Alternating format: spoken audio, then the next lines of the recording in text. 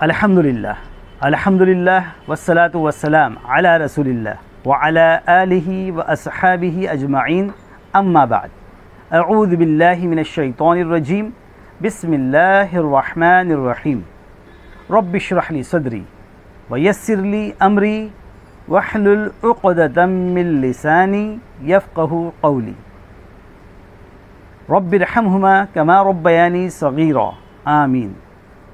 السلام علیکم ورحمۃ اللہ وبرکاتہ۔ ناظرین، آج کے ہمارے سبق کا عنوان ہے مسکرائیے۔ اعتدال کے ساتھ ہنسنا، مسکرانا تفکرات و ہموم کے لیے تریاق اور مرہم ہے۔ تفکرات اور ہموم یعنی فکر و غم کے لیے تریاق اور مرہم ہے۔ روحانی خوشی اور قلبی شادمانی میں اس کا بڑا کردار ہے۔ حتیٰ کہ ابو درداء رضی اللہ تعالیٰ عنہ فرماتے ہیں، میں اس لیے ہنستا ہوں کہ میرے قلب کو آرام ملے۔ محسن انسانیت صلی اللہ علیہ وسلم بھی کبھی کبھار ہنستے تھے کہ آپ کے سامنے کے دانت نظر آ جاتے۔ یہ ان لوگوں کی ہنسی ہے جو عقل والے ہیں اور نفس کی بیماریوں اور ان کی دوا کا علم رکھتے ہیں۔ خوشی کی انتہا آرام اور انبساط کی کامل شکل ہنسی ہے، لیکن اس میں زیادتی نہ ہونی چاہیے۔ کثرت سے ہنسنا دل کو مردہ کر دیتا ہے۔ اعتدال اختیار کرنا چاہیے۔ بھائی کے سامنے مسکرانا صدقہ ہے۔ بھائی کے سامنے مسکرانا صدقہ ہے، لیکن مذاق اور استہزاء والی ہنسی نہیں۔ اہل جنت کو جو نعمتیں ملے گی ان میں ہنسی بھی ہے۔ اہل جنت جو جنت میں جائیں گے، جو نعمتیں ان کو ملے گی ان میں ایک ان کی ہنسی بھی ہے۔ آج وہ کفار پر ہنستے ہوں گے۔ سورہ نمبر 83 آیت نمبر 34۔ عرب ہنستے والوں کی تعریف کرتے تھے اور اسے سخاوت و کشادہ دلی اور حسن اخلاق کی نشانی سمجھتے تھے۔ واقعہ یہ ہے کہ اسلام عقائد، عبادات، اخلاق، سلوک وغیرہ میں میانہ روی اور اعتدال پر قائم ہے۔ اس میں نہ تنگ دلی، نہ تش روئی اور تیوری چڑھانے کی گنجائش ہے، نہ زور زور سے کہے لگانے کی، بلکہ سنجیدگی اور وقار و متانت ہو، مزاج میں شادابی اور مزاح ہو۔ ان کے چہرے تکبر کے مارے ترش پڑ گئے ہیں، گویا کہ آگ بھری ہوئی ہے۔ وہ ایسے لوگ نہیں جن سے تم ملو تو وہ ایسے ستارے لگیں جن کی روشنی میں لوگ سفر کرتے ہیں۔ احمد امین نے فیض الخاطر میں لکھا ہے، ہنسی خوشی رہنے والے صرف اپنے لیے ہی خوش نصیب نہیں ہوتے۔ ہنسی خوشی رہنے والے صرف اپنے لیے ہی خوش نصیب نہیں ہوتے، بلکہ وہ اس طرح کام بھی زیادہ کرتے ہیں، زیادہ ذمہ داریاں اٹھاتے ہیں، مصائب اور مشکلات کا زیادہ بہتر سامنا کرتے ہیں، لوگوں کے لیے زیادہ فائدہ مند اور بڑے بڑے کام کر سکتے ہیں۔ اگر مجھے مال کثیر کے ساتھ اہم منصب اور ہنستے مسکراتے مطمئن نفس کے مابین اختیار دیا جائے تو میں دوسرے کو چنوں گا۔ ترش روی کے ساتھ مال کا کیا فائدہ؟ تنگ دلی کے ساتھ منصب کا کیا حاصل؟ اگر آدمی ایسے رہتا ہو جیسے ابھی ابھی کسی عزیز کی میت سے آیا ہو، جنازے سے آیا ہے، تو زندگی کے اسباب اور متاع اس کے کس کام کے؟ بیوی کی خوبصورتی کا کیا ہوگا اگر وہ خوش مزاج نہ ہو اور گھر کو دوزخ بنا کر رکھ دے؟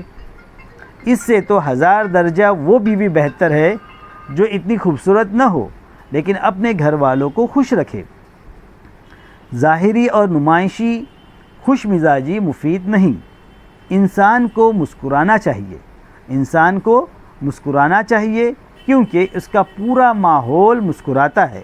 پھول، جنگلات، نہریں، آسمان اور پرندے سب کے سب خوشیاں بکھیرتے ہیں۔ اپنی فطرت سے انسان بھی خوش طبع ہے۔ کبھی کبھار جو انانیت، طمع اور شر اسے لاحق ہوتے ہیں، اس سے وہ ترش روح ہو جاتا ہے اور فطرت سے دور چلا جاتا ہے۔ جو ترش روح ہوگا وہ جمال کا ادراک نہیں کر سکتا۔ جس کا دل میلا ہو اسے حقیقت دکھائی نہیں دیتی، کیونکہ ہر انسان دنیا کو اپنے خیال، عمل اور محرکات کے چشمے سے دیکھتا ہے۔ اگر عمل اچھا ہوگا، محرکات صحیح ہوں گے، فکر پاکیزہ ہوگی، تو اس کا آئینہ دل بھی صاف ستھرا ہوگا، لہٰذا دنیا اسے اچھی اور خوبصورت نظر آنے لگے گی۔ اگر آئینہ ہی میلا ہو اور اس کا شیشہ کالا پڑ جائے تو ہر چیز کالی اور میلی دکھائی دے گی۔ بعض آدمی ہوتے ہی ایسے ہیں جو ہر چیز کو بدبختی میں بدل دیں۔ بعض آدمی ہوتے ہی ایسے ہیں جو ہر چیز کو بدبختی میں بدل دیں۔ بعض ایسے ہوتے ہیں جو ہر چیز کو خوشگوار بنا دیں۔ گھر میں عورت اگر ہر چیز کو بری نظر سے ہی دیکھے، کوئی برتن ٹوٹ گیا، کسی وقت کھانے میں نمک تیز ہو گیا، کمرے میں کاغذ کا کوئی ٹکڑا نکل آیا اور وہ لگے شور مچانے، برا بھلا کہنے اور گالیاں دینے، گھر کے ہر فرد کو کاٹنے کے لیے دوڑے، تو ظاہر ہے ایسا گھر تو جہنم بن جائے گا۔ زندگی ایک فن ہے، زندگی ایک فن ہے، ایسا فن جسے سیکھا جائے۔ انسان کے لیے زیادہ بہتر یہ ہے کہ اپنی زندگی میں وہ پھولوں، خوشبوؤں اور محنت کے لیے، محبت کے لیے محنت کرے۔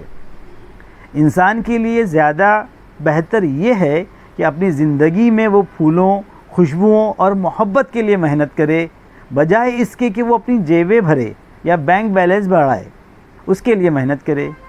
زندگی اگر مال و دولت جمع کرنے میں صرف کی جائے، محبت، جمال اور رحمت کے حصول کی کوئی جد و جہد نہ کی جائے، تو اس زندگی کے معنی ہی کیا ہیں؟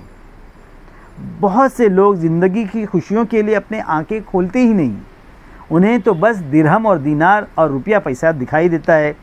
وہ خوشبودار باغ، خوبصورت پھول، ابلتے چشموں، چہچہاتے پرندوں پر سے گزرتے ہیں، لیکن ان کی طرف رک کر کے نہیں دیکھتے۔ ان کی ساری توجہ آنے اور جانے والے روپیے اور پیسے کے اوپر ہوتے ہیں۔ ہونا تو یہ چاہیے تھا کہ روپیہ پیسے کو خوشگوار زندگی کا وسیلہ ہونا چاہیے تھا، لیکن لوگوں نے معاملہ الٹ دیا اور درہم اور دینار کی وجہ سے خوشگوار زندگی کو بیچ دیا۔ آنکھیں ہمیں اس لیے دی ہیں کہ ہم جمال کائنات سے شاد ہوں، لیکن ہم صرف روپیہ پیسہ دیکھتے ہیں۔ اللہ ہم کو کہنے سننے سے زیادہ عمل کرنے کی توفیق دے اور ہنستا مسکراتا رکھے اور ہنسی اور خوشی بکھیرتے رہیں۔ وآخر دعوانا ان الحمد للہ رب العالمین، والسلام علیکم ورحمۃ اللہ وبرکاتہ۔ مسکراتے رہیے۔